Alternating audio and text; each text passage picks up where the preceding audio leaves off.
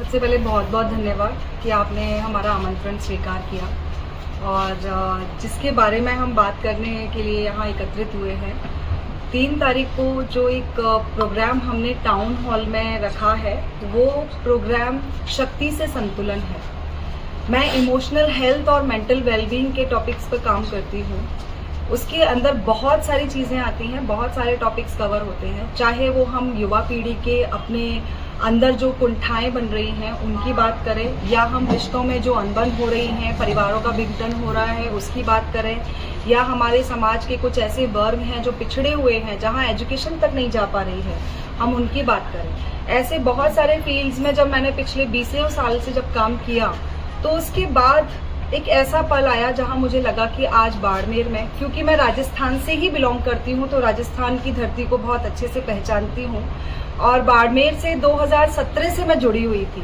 तो जब मैं आते आते यहाँ की बहुत सारी प्रॉब्लम्स परेशानियों को देख रही थी तो 2021 के बाद जब मैं पूरी तरह से 2.5 साल से यहाँ काउंसलिंग के क्षेत्र में मैंने बीड़ा उठाया कि स्कूलों में जाकर, कॉलेज में जाकर या पर्सनल लेवल पर, इंडिविजुअल लेवल पर बहुत सारे केसेस को मैंने सॉल्व करने की कोशिश की है।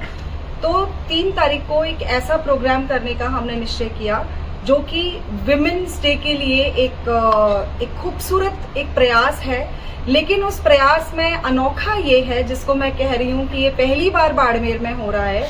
कि ये एक तो पूरी तरह से महिलाओं और हमारी बालिकाओं के लिए है, बेटियों के लिए है। और दूसरी चीज, जहां हम विमेन एम्पावरमेंट की बात करते हैं, नारी सशक्तिकरण की बात करते हैं, तो इस बार हम नारी सशक्तिकरण जो है वो एक नए रूप में देखेंगे। और वो नया रूप ये है कि नारी ऑलरेडी सशक्त है, अब वो किस तरह से सोसाइटी को, इस समाज को बैलेंस करती है। क्योंकि बैलेंस एक ऐसी चीज है, संतुलन एक ऐसी चीज है, वो संतुलन हमारे यहाँ बिखर रहा है। हमारी बेटियां या हमारे बेटे अब जो बड़े हो रहे हैं वो धीरे धीरे कहीं ना कहीं बहुत सारी विकृतियों में जा रहे हैं, या परिवारों में बहुत सारी विकृतियां आ रही हैं। उन चीजों पर बात करने के लिए अगर अपनी जो एक नारी है, वो महिला जो है, वो अगर अपने सशक्तिकरण को सही सदुपयोग करते हुए, ना कि उसका नाजायज फायदा उठाते हुए, अगर अलग तरीके से अपने प्रयासों को लेकर आएगी तो कहीं ना कहीं उसका एक अच्छा प्रभाव समाज में देखने को मिलेगा। और हमारी जो नई युवा पीढ़ी जो सामने निकल करके आएगी वो एक ऐसे बेहतर समाज में सांस ले पाएगी, जिस समाज में कहीं ना कहीं जो हमारे बड़े बुजुर्गों ने देखा, या जो हम कहते हैं राम राज्य, या और भी हम बहुत बड़े नए नए तरीकों से जो हम जानते हैं इनको,